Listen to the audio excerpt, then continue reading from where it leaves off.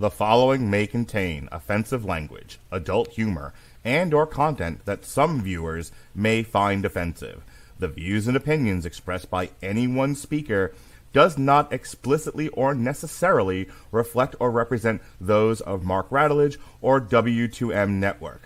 Please listen with caution, or don't listen at all.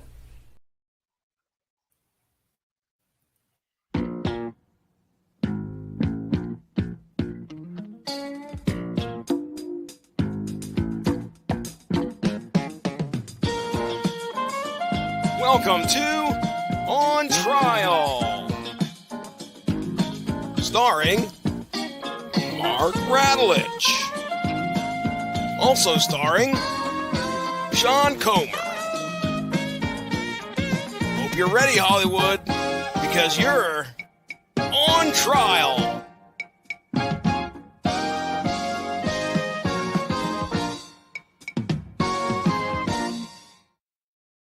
All rise. Court is now in session. The Honorable Harry T. Stone presiding.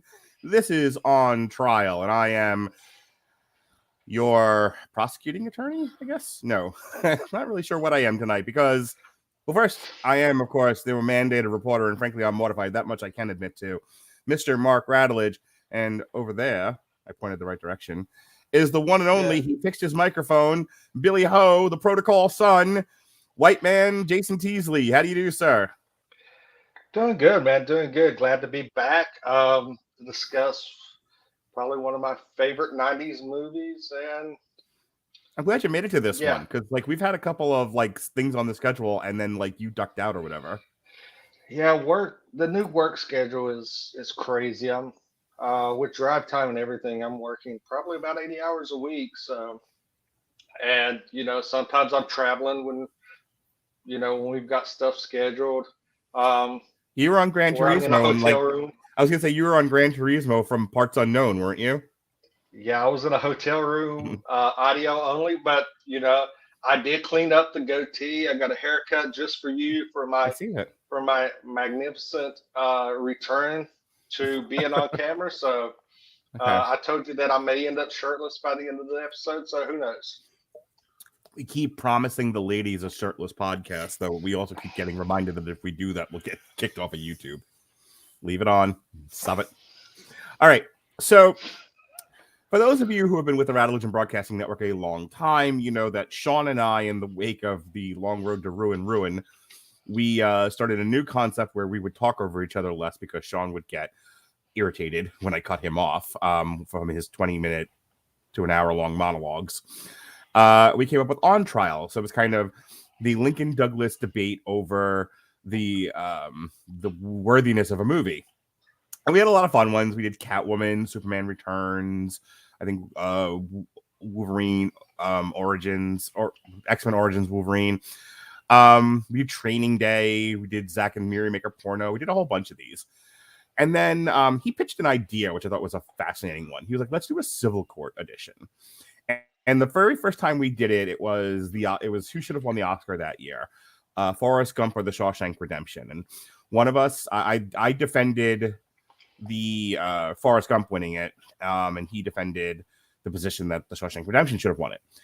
And we were like, okay, we're going to do a whole bunch of these where we're going to take a movie and we're going to compare the original to the remake, and we're going to debate which one is better, blah, blah, blah. And then we did none of them, because I became social. But this past year, on Hulu, 20th Century Studios remade the movie White Men Can't Jump. Remade. And I thought, well, this would be a great opportunity to use the on-trial civil court format for the first time since the last time we did it, and compare the original White Men Can't Jump to the new White Men Can't Jump. And I could think of no one better to have this conversation with than basketball fan himself, Jason Teasley. And I have to ask you, Jason, White Men Can't Jump came out in 1992. It was written and directed by Ron Shelton. It stars Woody Harrelson and Wesley Snipes as streetball hustlers. And that was also a 20th Century Fox film. It was made for $31 million and it made $90.8 million at the box office. A raging success for the time. I love this movie. The original White Man Can't Jump is probably in like my top 20 movies of all time. It is eminently quotable. It's got, the basketball sequences are fantastic. As a basketball fan and a fan of racial tension, what were your thoughts on the original White Man Can't Jump? Yeah, definitely. It's definitely in my top 10. And it was kind of ahead of its time. Mm-hmm. And it came out in a era where racial tensions, especially in California, were very rampant, right around the Rodney King incident. The body count cop killer track around the same time. Yeah. So you've seen racial tensions being out there, and this was kind of back when Hollywood was not so woke, I guess you could say. When Hollywood was the word you're looking for is when Hollywood was brave. Yeah, this took on racial tensions and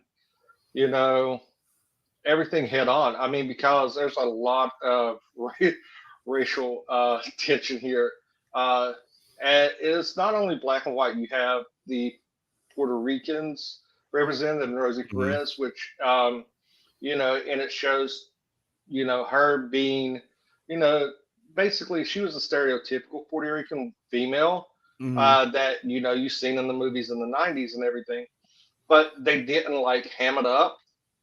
She was stereotypical, but they didn't make her like. They didn't make her the butt of, they didn't make her like the butt of jokes necessarily. Yeah, she was the driving force in the movie. Yeah, very much so. You had the tensions between Wesley Snipes and Woody Harrelson, but there was a subplot to this that revolved completely around Woody Harrelson and Rosie Perez, and it was a driving force behind the movie. But it wasn't just that about was something that was great. It took the basketball aspect, and it was the focal point, but you had a subplot that fed into that kept the movie afloat and gave you some interesting aspects to it, and it was interweaving both storylines to progress the entire movie into a cohesive, honestly, I was going to say, like, it's set against the backdrop of street hustling, pickup basketball. But as many basketball scenes as there are, and as great as they are, so much of this movie is Woody Harrelson and Rosie Perez, or Woody Harrelson and Wesley Snipes talking about any number of subjects. There's entire long stretches of dialogue about how Rosie Perez just wants Woody Harrelson's character to empathize with her. Like that whole, like, we'll get into it when we get into the review proper, but there's this whole bit where she tells Woody Harrelson that she's thirsty, and he gets up to go get her a drink of water, and he's like, that's not what I wanted. I wanted you to be sympathetic towards me. I wanted you to feel empathy for, and she explains it ridiculously, but it does go to that sort of tension between men and women about how women need a certain thing from men, and men oftentimes are ill-equipped to give it, and that causes problems in relationships. Another thing that it deals with, the movie, is getting out of your class and rising out of your class. And so there's a whole thing with Wesley Snipes and his wife, and like they live in like a not so great apartment complex, and he is working 87 million jobs in street hustling and basketball to try to get out of the ghetto, essentially. And they keep having setbacks, and that's another thing about this movie is the best of intentions, and even when you try to do there's a great line in this movie. Even when you win, you lose. And sometimes when you lose, you really win. And it's a great theme for the movie. Sometimes you tie, and that's all it is. Right. It's one of my favorites because it handled, like, I always talk about like talky movies. White Man Can't Jump is a very talky movie, not just the trash talking of each other on the court, of which there is a metric ton, but just the ideas and themes that it deals with. Woody Harrelson's character is sort of a poster child for self-sabotage, and there's a lot of like stuff about relationships, where you throw all in with a person and you want them to get better and they're just not capable, and they constantly are setting you back. And at what point do you draw a line in the sand and say enough is enough? I feel like you're speaking from experience. I don't know. Maybe. So there's a lot. At first blush, you hear White Men Can't Jump, and you're like, oh, I don't want to watch a silly basketball movie, but it runs deep and it hits hard. So let's talk about White Men Can't Jump. As I said, it was directed by Ron Shelton. Who is Ron Shelton? Ron Shelton That's Benjamin's dad. Shut up. Is an American film director and screenwriter and former minor league basketball infielder. Shelton is known for... Well, hold on. You said basketball infielder. Sorry, baseball. Baseball infielder. There we go. Thank you. Shelton is known for the many films he made about sports. His 1988 film Bill Durham, based in part on his own baseball experiences, earned him an Academy Award nomination for Best Original Screenplay. A former minor league baseball infielder in Baltimore's farm system, Shelton played with the Bluefield Orioles and the Stockton Ports, Florida Instructional League Orioles, Dallas-Fort Worth Spurs, and the Rochester Red Wings from 1967 to 1971. He directed, as we said, Bill Durham, Blaze, not Blade, Blaze. The aforementioned White Men Can't Jump. He wrote and executive produced Blue Chips. He directed Cobb. He wrote The Great White Hype. Yeah. He directed Tin Cup. Yes, sir. He directed Play It to the Bone, Dark Blue. He is the monster responsible for Hollywood Homicide. He has a screenplay credit for Bad Boys 2. And then in 2017, the last movie he worked on, he directed and wrote Just Getting Started. So that's Ron Shelton. All right. So I kind of wanted to go over this real quick, some of the history behind this movie, and then we can get into like what this is. So he conceived the idea for the film while he was working on a script for Blue Chips. He'd been writing a scene that takes place on a playground and became interested in the wonderful craziness that goes on behind the chain link fences. Jason, I remember you were telling me, I know you don't have a lot of time now because you're working, but not that long ago, you and I were talking about, coping with depression and being physically active, and you were encouraging me to go to the gym. I was encouraging you to go running and go play basketball. That was one of those things. I think like you were telling me a story where your wife was like, you're depressing and angry and shitty, and go outside and go play basketball. And so you, I'm sure like me, grew up with pickup basketball in your neighborhood. And what fun that was as a kid to go down to like your local blacktop court and and shoot around with your friends. Yeah, growing up, and a lot of people know me. Growing up, probably maybe I want to say walking distance, maybe a quarter mile from my house. Mm-hmm. There was a concrete basketball court that, in my quote unquote heyday, it was the place. It was basically the West Virginia Rutgers Park. Mm-hmm. From 3 p.m.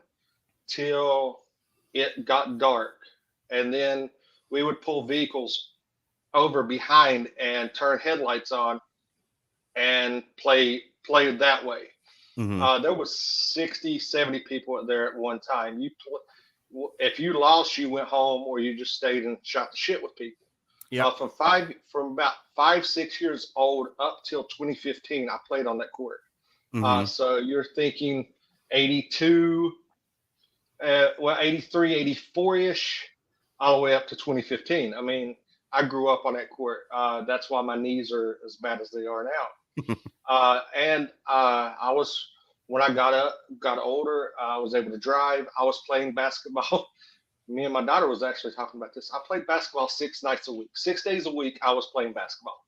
Yep. In some aspect, I was driving an hour away to play. I was playing in rec leagues. I was playing in summer games. I was playing in 3-on-3 tournaments. I was playing pickup ball.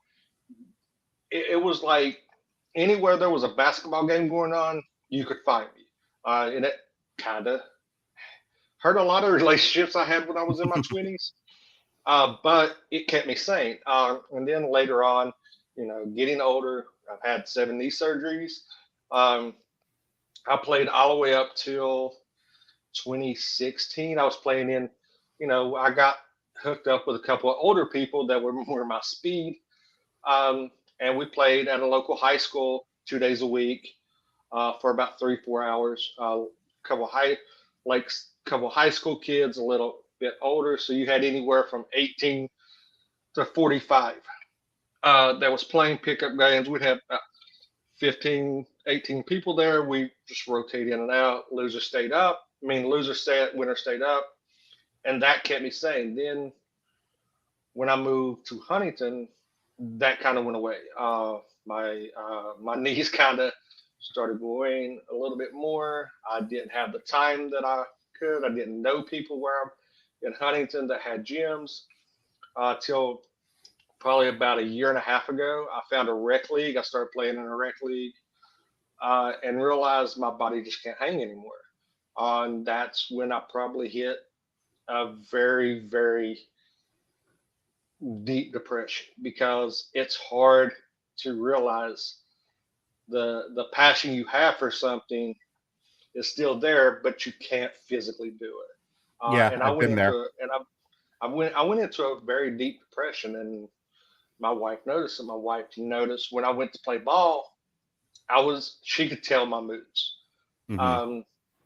And it's something really difficult, and it's something I struggled with. And people can laugh about that. They can say what they want, but giving up your passion, the thing that you love more than anything outside of your family, is hard. And not being able to do it, and being that being your outlet, you have to pivot to find a new outlet, is really a hard struggle.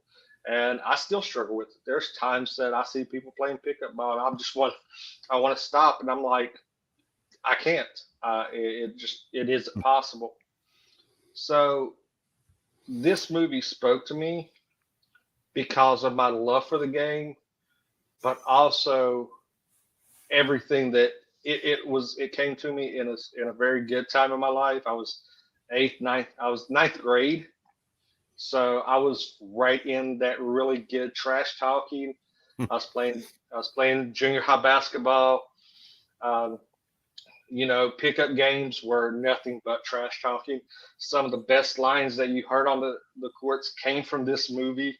Mhm. So yeah, this movie has been and will always be a very inspirational part of my life, and always bring me back to that simpler time when I loved and could play the game that I love so Yeah. much. I didn't play on a team or anything like that, but I grew up. As I've said many times on this network, I grew up in an all black neighborhood. So I remember we were playing in gym class a lot, and so from the earliest ages of elementary school, I was running up and down those wooden boards, doing banking shots off the backboard, layups. That's what they call them. I actually, because I sprouted up real fast, and then I kind of hit up, and then I peaked. Like I think I petered out between like 5'8" and 5'9", and I've never been much of a jumper. So I had a decent outside shot. I could hit a 3-pointer pretty good, but trying to get in there and do those layups and and get some decent ups underneath the hoop was not my thing. When we moved to the white neighborhood, you can still, any neighborhood worth its salt is going to have a basketball court somewhere. And, you're a kid, you don't have money. There's no internet back then. Again, I grew up in the 80s, 90s. I was in high school from 1990 to 1994. And what would you do after school? You and your friends would ride bikes and play basketball. That's what we did. Sometimes we played football. But that was a lot of getting, tackling each other and kids getting hurt. And so a great way to not get hurt for the most part, other than jamming your fingers. God, you remember that? You go to get a rebound, and you fucking jam your whole hand. Ugh, that hurt like hell. But Popping your knuckle, and your knuckle being looked like a whole nother, like you had 3 knuckles, and it'd be all purple, and you couldn't bend your finger. Yeah. Right. Many of those days. So it was a lot, that was a thing you did back in, when kids used to go outside. As you go, you play basketball. And yeah, I do remember the trash talking. I definitely remember fucking with my friends. And them fucking with me, like you go for a shot and it's God. If you fucking block somebody, not necessarily hack them, but if you stuffed somebody, oh my God, you never hear. You just go home. Yeah. You never hear the end of it. Oh yeah. You hear and something that I'm sure that you can relate to as well as I can. And this brings me back not only to this movie and hearing the trash talk of this. You had In Living Color that had the your mama jokes that they were talking about, and nobody was off limits and nobody got upset. It was fun. You'd hear your mom so fat she broke her leg, gravy poured out. Sure. Your mom got on the scale, said to be continued. All those jokes. Yeah, she's so big she wakes up in sections. Yep. And playing for the court. God, if it was a busy day and there were a lot of kids playing, like you made teams and you played to stay on that court. And if you and your team were any decent, you and your other four buddies, you could keep that court all day, and it became like a sense of pride. Like like we're not. You got to really fight us to get us off this court, man. And then like 10 guys show up and they're all 12 feet tall, and you're like, well, shit. So I think if you grew up in a certain era, the idea of like pickup basketball and what goes on there would definitely be something that would inspire somebody. So that tracks for me. So Shelton drew on his experience as a former college basketball star and a regular at the YMCA pickup games in Hollywood for the script. Shelton said he loved the theater of basketball for posturing and the rituals. Shelton put aside work on Blue Chips to concentrate on White Men Can't Jump. Bob Lanier of the Detroit Pistons and Milwaukee Bucks player and Hall of Famer was hired as the basketball coach for the film. Harrelson, Snipes, and other cast members attended an intensive month-long basketball camp to prepare for filming. The character of Gloria was originally conceived as an upper-class white girl at Smith or Bernard who runs away with a bad boy. However, actress Rosie Perez left a lasting impression on Shelton when she said she could not audition because she was having a bad hair day. So it's a very Rosie Perez thing to say. Yeah. And he reconfigured the character to cast her. Marquez Johnson has a supporting role as Raymond, who loses a game to Snipes and Harrelson. Johnson was a star player for UCLA's 1974-75 national championship team, coached by John Wooden, and later played for the NBA Bucks, Clippers, and Warriors. Freeman Williams, who played Duck Johnson, also had a distinguished NBA career playing for the Clippers, Jazz, and Bullets from 78 to 86. NBA player Gary Payton made an uncredited appearance as an unidentified street baller. So the plot goes like this. We meet Wesley Snipes, and he's a very talented street basketball player, very colorful, runs his mouth, lots of confidence, lots of cockiness. And they're playing street basketball one day, and in walks dork Woody Harrelson. And there's a whole thing of like, I'll bet XYZ, but we have to pick your teammate or whatever it is. And they end up picking Woody Harrelson, and Woody Harrelson cons Wesley Snipes and wins they have a shootout is what it is. And he ends up beating him. The first part how it starts out is Woody's at the court and one of the guys they're playing and they're just talking shit and one guy goes home, doesn't he, or gets injured or whatever. They're arguing over the score, and that's when the first interaction. And he goes, "Now, Billy, can you count to 10? So what is the score?" Then one of the guys on the other team that's playing against Wesley Snipes says, "Man, my bunion's hurt. I gotta go." Yeah.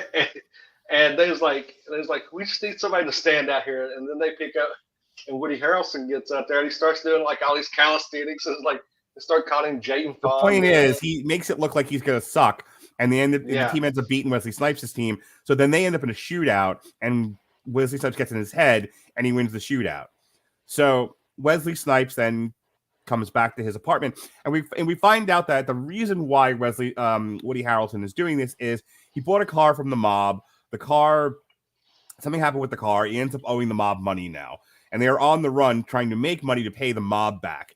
And so they're either going to do it through hustling through basketball, or Rosie Perez is going to go on Jeopardy and win a whole bunch of money. That's their whole plan. But they are on the run from the mob, and he is hustling in basketball games to try to make ends meet. Wesley Snipes tracks them down and says, hey, this con you've got going where you look like a dork, but you're clearly a real basketball player. He's like, he played like the summer leagues or something like that. It's like, okay, what if we go around the county, Los Angeles, different places, and we pull the same routine where, like, oh, we'll bet you twice as much, but you can pick my teammate, and people think you're gonna suck, and we're gonna kill these guys. And this works swimmingly for a while, except then they play, I think it's in Compton, and they lose, and Billy loses all his money again. But it turns out that's a con. That was a double con. That was Wesley Snipes and like his cousin or somebody, pulling a fast one on him. So Rosie Perez deduces that and says, this is bullshit. So now they go to Wesley Snipes' apartment, and the two women, well, they're not willing to give back the money because a con's a con and you lost it fair and square-ish. But they do say, hey, kiss and make up, do the local tournament. If you win the tournament, that's big money, and all your problems are solved, and everyone's even Steven. And so they go and they do, and again, along the way, there's a lot of discussions about like relationships and race, and there's a line about like white people can't hear Jimi Hendrix, and so it's like essentially the assertion being, depending on what race you are, you cannot totally appreciate another race's culture. Is the insinuation. It's a lot of fun. Culture appropriation of the 90s. Sure. So along the way, there's also a lot of like psychology on the court, to where Woody Harrelson's talent, besides his actual physical talent of basketball, is being able to take the measure of a man and figure out how to fuck him up so they don't win the game. And so there's another team and they're dominating, and Woody Harrelson very quickly figures out that if he pisses them off, they're not going to play nearly as well. However, he also figures out that, lucky for him, if he pisses off Wesley Snipes will play better. And of course, they win the tournament.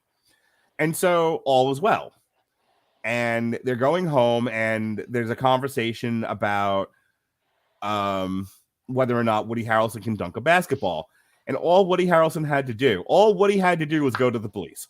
All Woody Harrelson had to do was take the car ride home. But because he's a self-sabotager and he lets his ego get in the way, he's like, I can dunk a basketball. And Wesley Snipes is like, good for you. He's like, no, I'm going to prove it to you. He's like, please don't do this. This is going to end in tears. And he bets him his winnings from the tournament that he can dunk a basketball in 3 tries and gets 0 for 3. So now he's got to go home. Doesn't even come close. Yeah, it doesn't even come close. Then he goes home empty-handed, and yet again, Rosie Perez is like, please stop ruining our lives. Please stop self-sabotaging. And so to make up for it, Wesley Snipes helps him out and gets her on Jeopardy. And she, because she's been studying through this movie, and, foods that begin with Q, or words that begin with Q, or whatever the category is. She kicks ass. Yeah. She wins a whole bunch of money. And she's like, okay, you're not going to play in the summer league. You don't have to con basketball anymore. Get a real job. Here's money for clothing. Wesley Snipes' apartment gets robbed blind. And the wife is like, you promised me you'd get me out of the ghetto. You promised me you'd get me out of the ghetto. And Wesley Snipes is like, I'm trying. I just want to play basketball. She's like, no, you have to grow up and be an adult and take care of your family. So there's only one way to do that. And that is two street basketball legends, Duck and Doc, or whatever the hell their names are, show back up in town. And you have to pay to play. But if you win, you take home the entire pot. And so Wesley Snipes like, hey, remember that favor I did for you? I'm calling in my marker. You need to pony up, and we need to go play these guys. And Rosie Perez is like, did we not just talk about how not to do things like this? He's like, no, but we can beat them. They're older than dirt. And she's like, I understand what you're saying, but I said don't gamble with our money.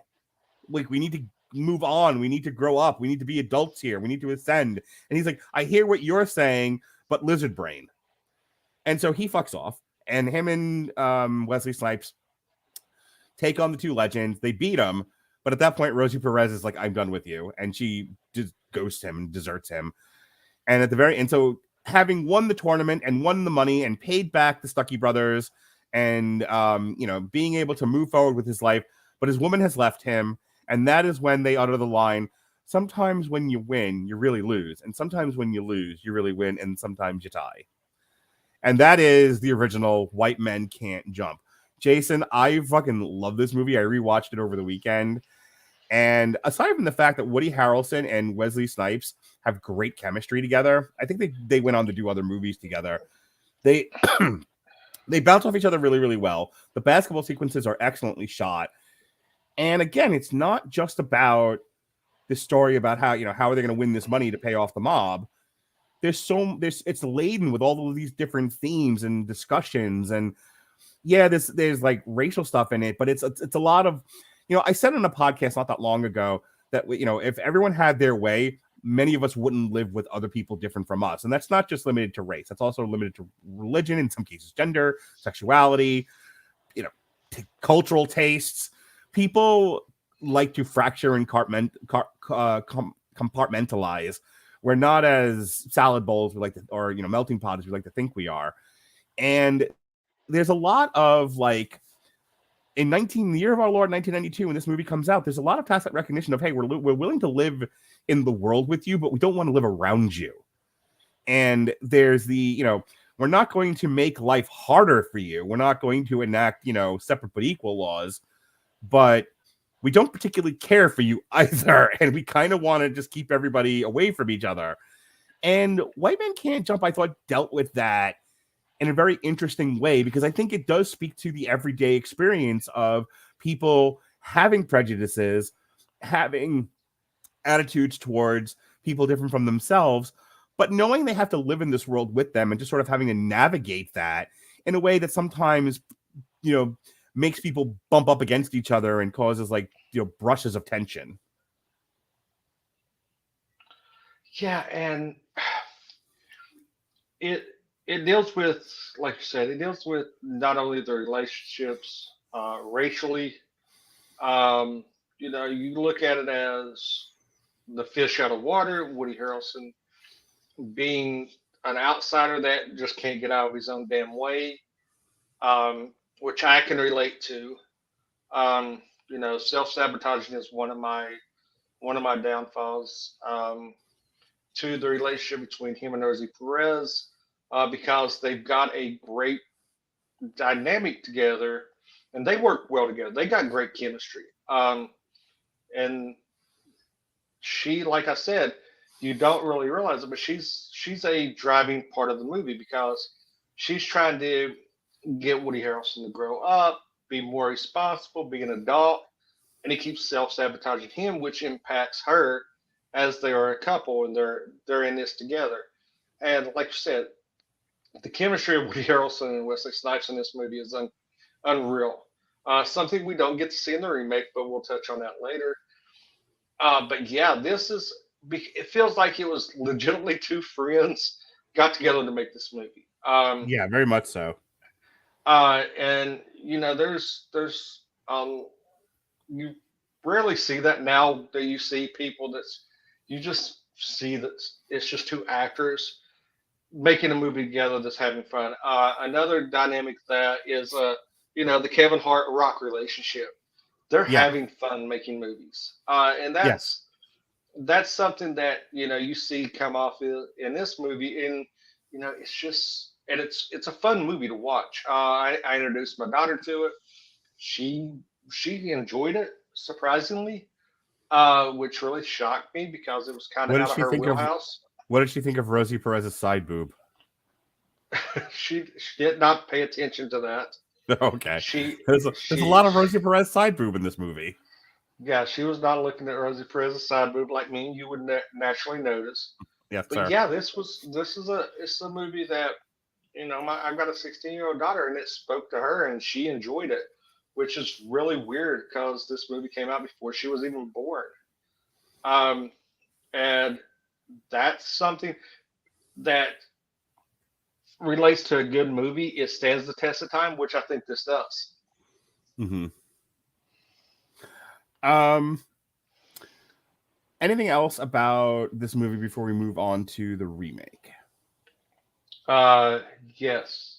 If you have not seen this movie, stop right here. Listen. Why are you watching this podcast? Don't even stop right here. Go watch the movie. Come back and then you can lambaste the remake with us, along with us after seeing the far superior movie. This has a 75% on Rotten Tomatoes, with a 6.4 out of 10. The website's critical consensus reads, White Man Can't Jump provides a fresh take on the sports comedy genre with a clever script and charismatic trio of leads. On Metacritic, the film received a score of 65 based on 28 reviews, including generally favorable reviews. This is important because the next one sucks so bad. Roger Ebert of the Chicago Sun-Times gave the film 3.5 stars, saying it was not simply a basketball movie, praising Ron Shelton for knowing his characters. And the film was a favorite of director Stanley Kubrick. Well, if Kubrick liked it, then it has to be. Yeah. Yeah, White Man Can't Jump is I think it's one of those where I don't know how many people would even know about it now if the remake wasn't out there, though I'm curious to see even how many people even watch the remake. My point being, like, it's one of those like treasures from the 90s that might be forgotten now, but it shouldn't be. It is truly a remarkable film for such a simple setting, plot, premise, everything about it. But it is one of those where at first blush you're like, oh, it's just gonna be a fun basketball comedy. Woody Harrelson and Wesley Snipes just cutting up with each other. Like, oh, there's so much more here. It was one of the I think the best written movies of that year. Got the early 90s. What a time to be alive. All right. For real. So White Man Can't Jump 2023. It's a 2023 sports comedy film directed by Calmatic. What the fuck is Calmatic? Charles Kidd II, known professionally as Calmatic, is an American filmmaker from Los Angeles, known for music videos and commercials. Boy, does it show in this movie.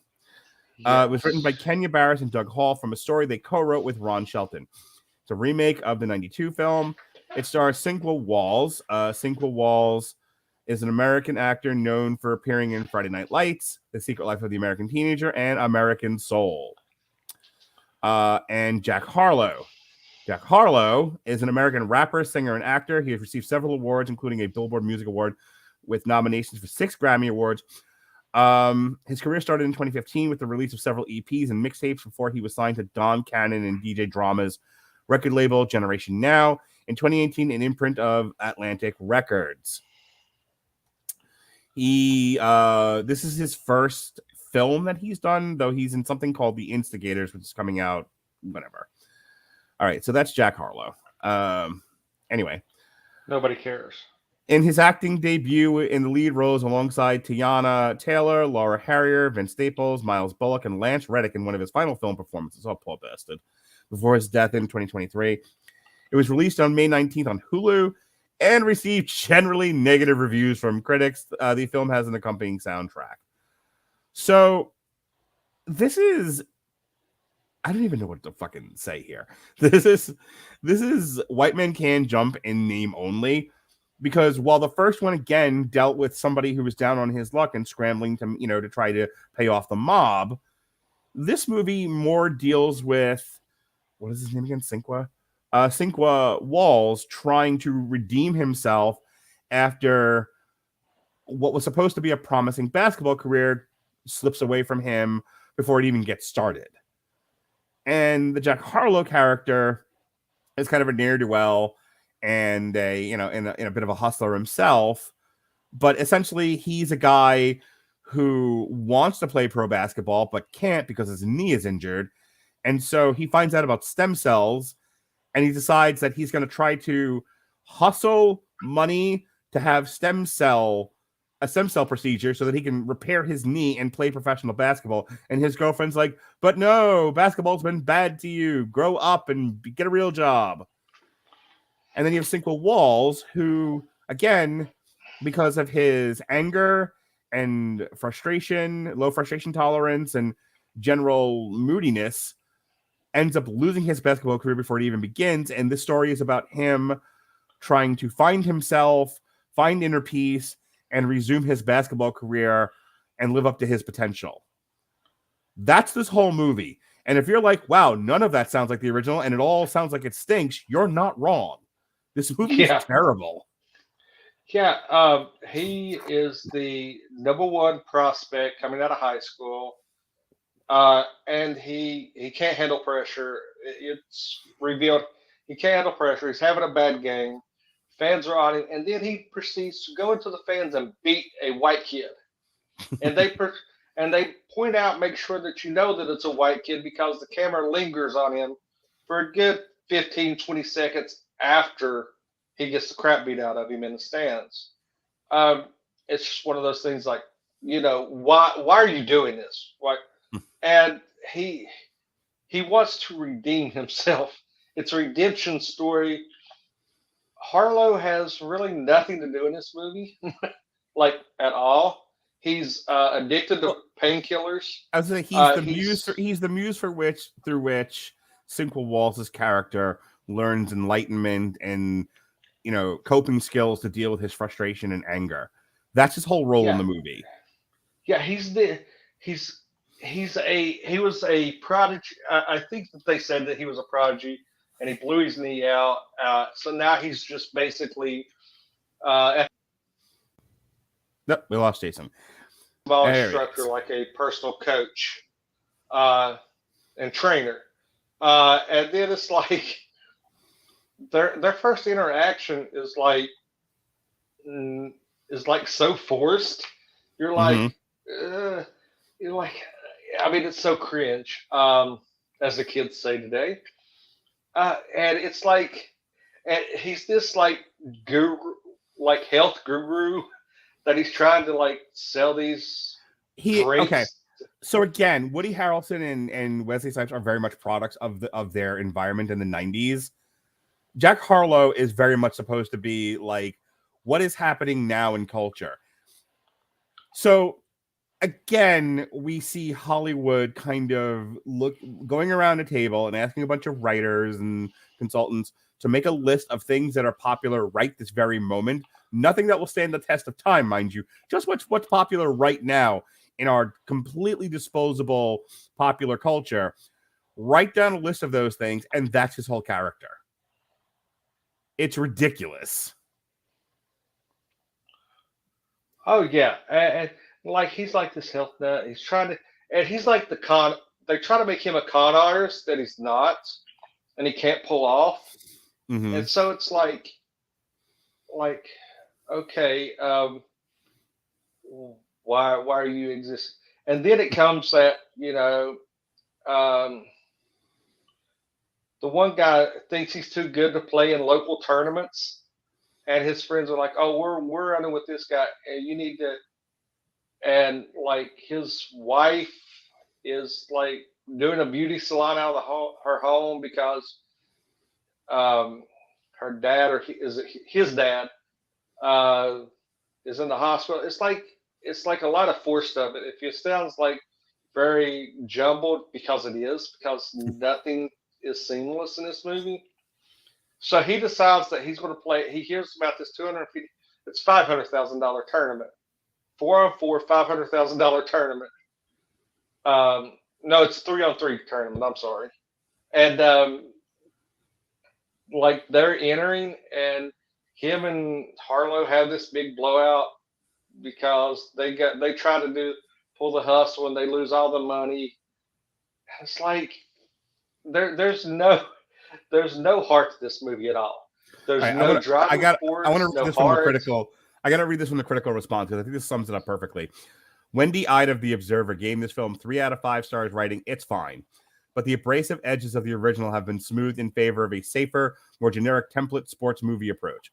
Robert Daniels of RogerEbert.com gave it 1 out of 4 stars, calling it as unimaginative as it is corny, as dull as it is cheap, and unfulfilling as any cash grab for a well-known property could be.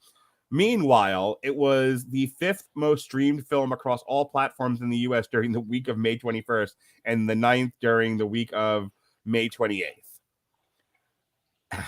This is the world we live in, folks, the world of streaming media. Yeah, this is... So, Jason and I were talking before the show, and I said this is yet another example of people, because we've all heard the phrase "white men can't jump," and maybe you haven't seen the movie, but you know that Wesley Snipes says that to Woody Harrelson. And whether you've seen the movie or not, it's part of the American culture. And so nothing can just, no IP can just sit on the shelf. Everything must be remade. Everything must be repurposed. 6 seasons in a movie. And so White Man Can't Jump is no different. It's definitely no sacred cow. So of course it got remade, but it's again as if a table full of writers watched the first movie, didn't understand why it was popular in the first place, why it was a hit, and then did their own cover song of it without knowing what it is that made White Man Can't Jump so appealing in the first place. And so they're like, oh, okay, it was the trash talk. That's what people like about it. So they'll be trash talking this. And they're con artists. So we have to be con artists in this. And they have to be trying to make money because they're down on their ass. Okay. It's like, that's not why White Man Can't Jump is so good. You know what this really feels like? I was like, first of all, this kid has the kid playing oh God, what's his name? The Harlow kid. Kamal. No, I was gonna say the guy Sinqua Walls playing Kamal. Oh, yeah. I don't know if he's good in anything else he's been in. Clearly, he's had a couple of other roles, but he has all the personality of drywall in this movie, as opposed to Wesley Snipes, who was practically a cartoon character. Oh yeah, it's so pretty. It's pretty. I'm just gonna leave it up there. It's pretty. We go and see. I would swear to God, if fucking Sinqua Walls had shook his ass the way Wesley Snipes did, it would have broke and fallen off. But that's a testament to how good Wesley Snipes is as an actor, for one, and just how great that movie was written. This feels like you had a guy, you had an executive said, White Man Can't Jump. There's a black guy and a white guy. All right, let's put that in the computer. Whether one of them's a hustler, so let's and then let a chat bot create the script. Only thing we need Jesse Starcher was at home on ChatGPT going, "Can you make me a woke version of White Men Can't Jump?" In all honesty, I think that's. I mean, let's look at this. They did the basic bare minimum. A white guy and a black guy team up to try to win money. Right. There's no racial tension in this movie at all. Oh, None. They try. But it's like the Bill Cosby joke about how you don't want to curse in front of your children. So it's like and I'll get your in order to get out of my face. That's and like, they try to the racial tension is so constipated in this movie. And they try to remake one of the classic scenes from the movie and everything. When they're playing and the guy loses his money and he's like, I'll play you for $500. And this is going back to the first one. And he gets a ski mask, runs down to the liquor store to try to rob him. He goes, is that you? He said, I'll sell you this gun. And he comes back and he loses the game and he goes, well, I'm just going to go get my other gun. But this time, no, it's not a gun. The guy random guy on the sideline pulls out a flamethrower. Right. It's like, who the fuck drives around with somebody in the writers' room that was funny. Like, hey, what can we do that differentiates ourselves from the classic original? I don't know. What if a guy in a flamethrower showed up? That'd be funny. Hey, remember that movie Spaceballs? Was Spaceballs the flamethrower? Flamethrowers are funny. Flamethrower. Yeah. That's about as much thought as they put into this. So here's the thing about Wesley Snipes and Woody Harrelson. They have charisma for days. Those two could have been tag team champions in the WWE. Okay, one guy here, Sinqua Walls, has, again, the personality of a rock, not The Rock, a rock. And Jack Harlow, here's the thing about Woody Harrelson. Woody Harrelson is a fuck up. But he's the kind of fuck up that you're rooting for. You're like, no, Woody. Rosie said, get a job. You want him to a lovable fuck up. Yeah, you want him to succeed. You want, when he's sitting there trying to explain this, it's like, look, I don't know what you're battling about with, like, give you sympathy, but if you ask for water, I will gladly get you water. If if I want water, because I'm thirsty. Or if I'm thirsty, I want water. If I'm horny, I want to fuck. It's not that hard. I'm a guy. And it's like, yeah, we've all had that conversation with our significant others where it's just like, where the woman is telling you that 2 + 2 = shoes. And you're just like, that's not even a number. And she's insisting that it is, and that you're an asshole for not just letting her think it's shoes. Like, ugh, I want to walk in the traffic now. Facts can confirm. And so, but you love Woody Harrelson in this movie. Like, you want him to succeed. You want him to not gamble the money. You want him to stay with Rosie Perez and make good on all his promises. And when he doesn't, it's tragic. You're like, oh, I'm so sad for you. And you feel bad that Rosie, you totally sympathize with Rosie Perez going, I'm not giving him another chance. I've given him chance at the chance at the chance. We finally get out of the hole, and he's not changing. And at some point, the rubber meets the road. You reach the end of the line, and you gotta go. And you're sad, but you understand. My problem with The New White Man Can't Jump is Jack Harlow has none of that charisma. We're not cheering for him. He's kind of a douchebag, and you kind of want him to fail. And so at the end of the movie, when he can't play, you're like, good. And then there's this whole like Lord of the Rings-esque multiple endings where one of them is that Kamal gets picked up by the Lakers, and he makes good on getting his friend a job as like an assistant coach. Yay. What the hell? Yeah, he's a life coach. Yeah, but his clients are like LA Laker players. Yeah, but he's basically like consulting coach for the team. He's like the therapist. He's Yeah. like the therapist that worked with Metallica. Like, hey, let's work with our issues so that you guys can actually record an album. And they do that. They hire people with mental health backgrounds and whatnot to help. Yeah, but he doesn't have a mental health background. Yeah, I know. Everyone thinks they can be a fucking life coach and a mental health professional. Like, that's just, there's no talent in it. Everybody, so he's there basically to help the athletes keep their shit together so they can win basketball games. And it's like, it's undeserved. Like, because his one accomplishment was he got Kamal to get his shit together so that Kamal could live up to his potential. That's not enough of a reason for me to, like, 'cause I don't even like Kamal all that much. That is the biggest problem with this. I love Wesley. Neither one of these characters are likable. No, they're not likable. They have no charisma. They don't, jump off the page at you. They don't come through the screen. And so you're like, why do I care if these guys win or not? Like, and the Harlow guy has such a punchable face. Oh my God, both of them do. One of them looks like he's seconds away from biting your head off, but with like unemotionally, like he's just hungry. And the other one, he's like that guy at the party where like he wants to tell you about a thing and he's annoying, and you try to walk away from him and he won't go. You just want to fucking hit him. That's Jack Harlow's character. I fucking hated him in this movie. I don't have a whole lot else. Nope. Let's wrap it up. Yeah. This is one of those. I mean, we can't say much about this. No, movie. There's no. This is a very shallow. There's no likable. This is a very shallow, vapid movie that can't justify its own existence. Besides, nothing must sit on the shelf. It is utterly bereft of everything that made the first one good. And I get why people watched it. I get why it was remade, but it's going to be one of those where when Hulu has to figure out how to like kick stuff off its service to like make room for more stuff, this is not this is not going to make the culling. This is going to get kicked. This is going to get put into like the dustbin of films where if we were still using physical media, it would be like $1 DVD at an Ollie's. Yeah, the running joke that me and you talked about offline is the 5 things I would rather do than watch this movie again. Okay, go ahead, Jason. I know you've been dying to do this.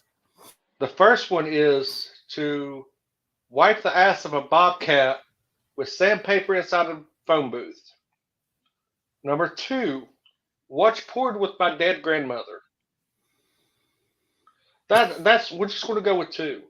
Because those 2 are as bad as it gets, and both of those things seem like feasible, better options than ever watching this movie again.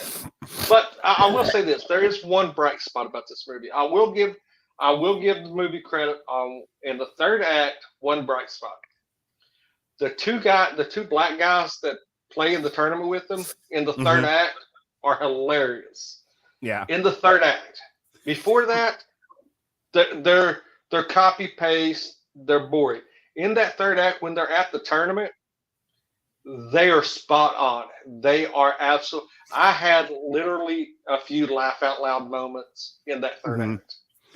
And like the trash talking is not even good either. Like the trash talking in the first one's really funny. This one's like meh. Again, it's like somebody doing an impression of an impression. I'm gonna let last word on this, and then we'll start to go into plugs. Was the did you even like any of the basketball play in this? Was the basketball play decent compared to the first one? Oh no, it wasn't. It was okay, not explain, even because I wouldn't know otherwise. It wasn't believable. It wasn't it looked like this was literally a step-by-step YouTube video, slowed down, very vanilla, very bland, fundamentally like it was very fundamental. Streetball is not fundamentals. Streetball is a lot of, creative chaos is what I like to call it. But in their pickup games, it was very, very buttoned up, fundamentally sound. You don't have that in pickup. And it's like you could sit there and watch it and be like, yeah, that's not how a pickup game would go. This is way too organized. This is way too crisp and clean. It's not gritty, I guess is a good word to say. It's not gritty for a pickup game. It's very, very sound, very buttoned up, sophisticated basketball. Not like you got in the first. The first was amazing. The basketball scenes were very well done. It was it didn't seem like it was really choreographed. It looked like they was actually playing pickup games. Yeah. All right, folks, that is our comparison and review of the 1992 and 2023 White Men Can't... I put 2003. 2023 White Men Can't Jump. We made it in under an hour. All right, yesterday, me and Ronnie did a focus on Guy Ritchie triple feature, where we looked at the two new movies from this past year, Operation Fortune, Ruse de Guerre, and Guy Ritchie's The Covenant. And then we added Snatch in the mix because Ronnie wanted to. On Thursday, myself and Sean Comer are going to try yet again to do our Long Road to Ruin on the three first Will Smith Men in Black movies. So we're looking forward to that. Damn You Hollywood took September off, as it often does. But it'll be back Monday with The Expendables 4. And on Tuesday, the Metal Hammer of Jukebox is back. We're going to be reviewing Cannibal Corpse, Chaos, Horrific. And Jesse's going to introduce us to his new girlfriend, ChatGPT. Have you heard about this? That Jesse is like leaving his wife for ChatGPT? ChatGPT is Jesse's love. It's all he talks about. It's all he spends time with. Oh, go ask him. He'll tell you. This is his line. This isn't me like doing bullshit. Jesse actually said the G in ChatGPT stands for girlfriend. Okay. And I'll tell you, having had some girlfriends as of late, married a few, I think he's making a good decision. I applaud him for going with artificial intelligence for love. I could learn from him. I'm just curious. I think what we need to do, I think we need to get a hold of Jesse and have him do like a story like based around Radulich and broadcasting. All the characters and have a cohesive story, like basically do a movie about the network. Terrific. I'm sure considering what he's been using ChatGPT for lately, I'm sure he can find something. All right, Jason Teasley of the Screaming Boy podcast, show us where you pissed from. I'm currently not doing anything besides working. What happened to fucking Mosaic Media? We're still around, but with my work schedule, Tyler's work schedule, it's really hard to get time where we both are free to record, especially he lives in the Midwest in South Dakota. So the time difference plus the fact that, he's got 2 small children, a wife, and 3 jobs because he's Jamaican. Laugh if you get that reference. And the fact that, I'm my the work cleaning man, schedule the is, shoe shine man. All right, go ahead. the fact that my work schedule is insane. We're going to try to do something. Me and him's been kind of kicking around some ideas. We're going to try to do something soon, even if it's just separately recording TikToks to go up or go up on the Instagram page. We're going to try to get some content out, especially there's a lot of time I'm bored in the hotel room. So we're going to try to get together and hammer out some stuff where we can at least get some content out. Football season's in full swing. We've got our Creators Guillotine League going. Winner chooses charity. 18 content creators. All pitching in to, for bragging rights and to help a local charity. I've got, I'll be about a week from today, I'll be actually heading down your way. Still have no game plan of what. I just know that I'm leaving Thursday night. That's all I know. So going down to Orlando for Halloween Horror Nights. Hopefully, maybe see you, touch your ass, maybe jiggle your titties a little bit. Who knows? And that's pretty much it. Besides that, Jason will be back on the Radulich and Broadcasting Network October 30th. He'll be on the DMU Hollywood for 5 Nights at Freddy's. And speaking of podcasts that we were supposed to do and we weren't able to do and pissed me off and I had to reschedule it, November 28th, we will finally be getting around to doing our Lake Placid Long Road to Ruin. It'll be the 3rd fucking time this year I've had to rewatch the first Lake Placid movie. I'm so annoyed at you. I thought we already did Lake Placid. No, sir. I thought we did that from our hotel room.